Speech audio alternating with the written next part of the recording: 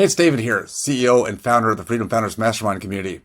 We're nearing the end of another year. Hope it's been a great year for you, as I am privileged to have calls and discussions with not only Freedom Founders members, but oftentimes people who are knocking on the door at Freedom Founders just to see if there might be fit or alignment.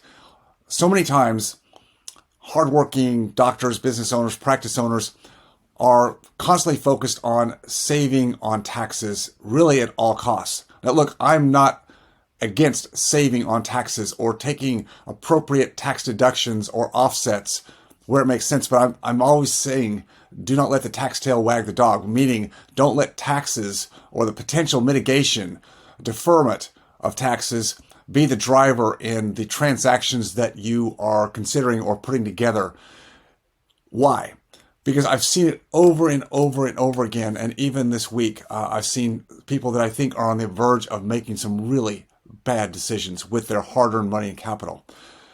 There are a lot of people out in the space today who are really looking for people like you, who they know hate to pay taxes. Well, none of us like to pay taxes. It's part of the privilege of living in this country, whether you like it or not.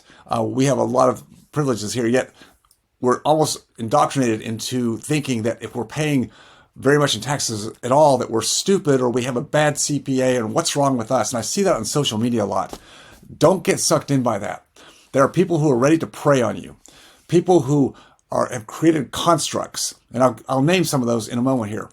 But these constructs are all about how they can, through their investment schematic, save, defer taxes on your business sale, your practice sale, and on real estate, and a host of other ways that they can even help offset your active income. Now, there are legitimate ways to do some of those things, but not at the level that many of these promoters, and they are just that, they're promoters who are in a position to charge you very hefty fees, significant fees, add a lot of potential complexity to your life for many, many years, where you will lose control of your money, your capital that you've stewarded for so many years to get it to where it's at today. Mostly this is from the sale of a business, maybe the real estate that went along with it. And these promoters will tell you that they can help you defer the taxes on your business sale, your real estate, and they'll also tell you many times that they can help you offset your current active income through conservation easements, captive insurance. These are listed by the IRS, meaning if you are involved in any of those, your CPA, your tax preparer, has got to check boxes to say, hey, my client is doing these things.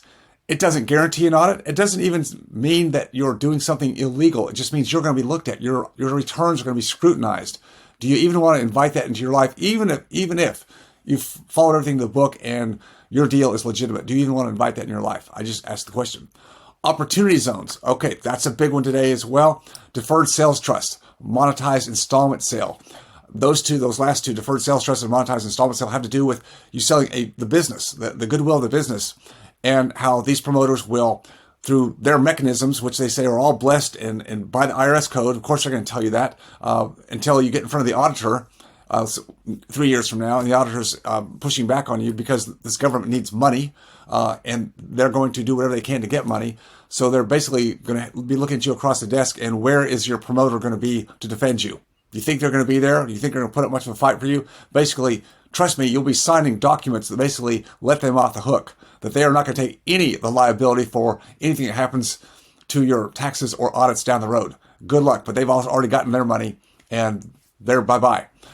They're going to also, when they create these constructs, the deferred sales trust, the monetized installment sale, for example, or put you into an opportunity zone, you've got to really, really look hard at that. They're going to have control of your money. Yes, they're going to tell you they're going to invest it in something, right? They'll get invested for you, but you're going to save all this tax. But gee, what if I wanted to get the money, and where is my money actually being invested? And what is the economics of that?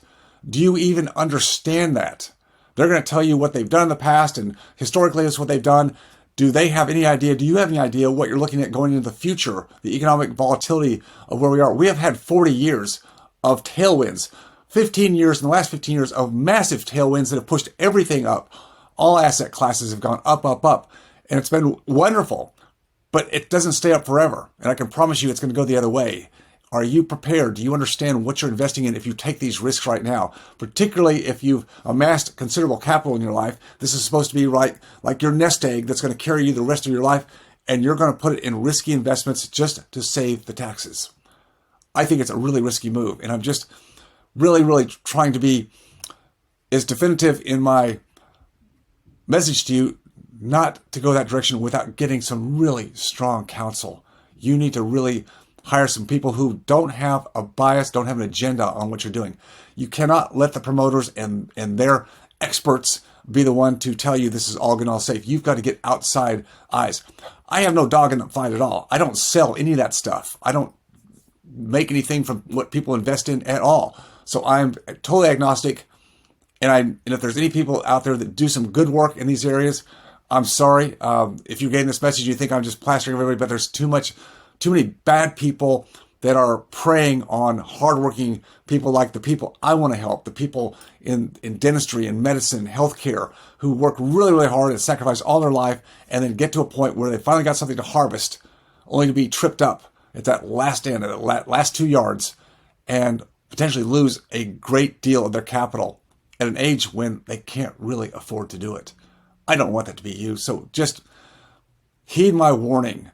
Don't get sucked in by the tax mitigation strategies that are out there.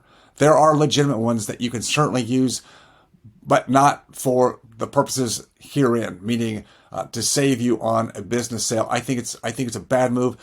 Taxes right now are at the lowest rate we'll probably ever see again in our lifetime. So why don't you just be a little safer, pay the darn tax, and then learn to invest your capital, what's left over. Invest it well into things you understand. You need to understand what you're investing in. If you're just playing flyers out there because the market's been high and going up and up, and most asset classes have been that way for the last 2 or 3 years, coming out of 2008, 9, 10, 11, we've just seen the market just going a bull run. This is not a time to expect that historically this is going to continue. Please be very careful out there. I don't want to see you be harmed by what you don't know and what people can talk you into. It's your freedom. You've got to stay focused on it. Be diligent, my friends. Be diligent.